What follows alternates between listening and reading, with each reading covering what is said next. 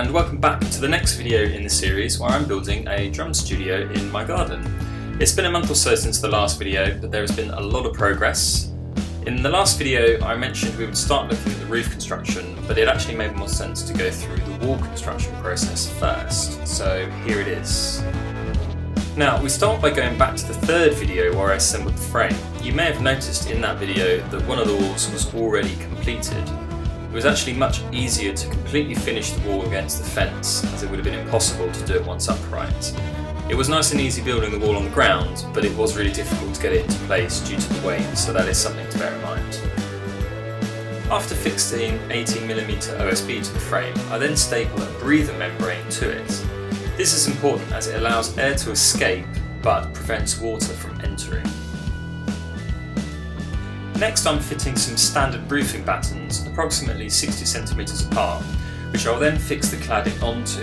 Again, this is important as it creates an air gap.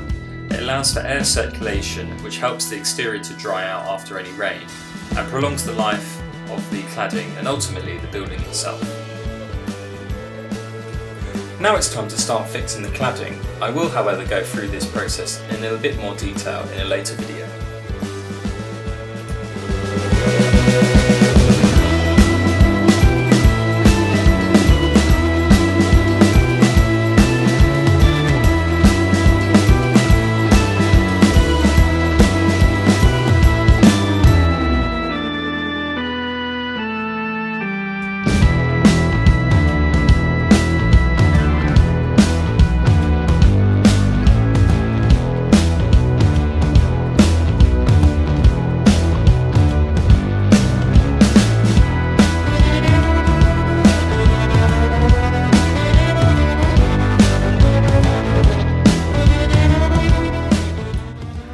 Jump back to the point where the frame is up.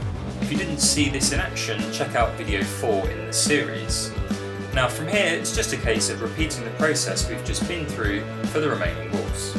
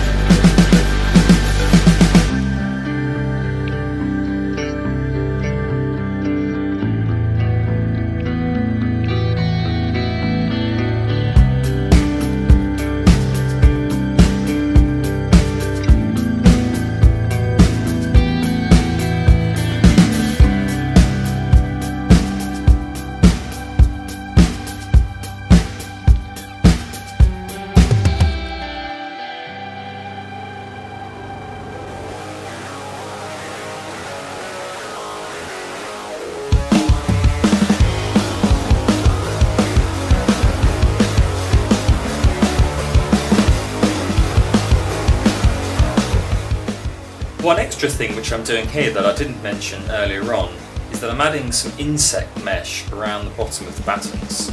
This helps just to stop any large bugs or creatures from making themselves at home in the space behind the cladding.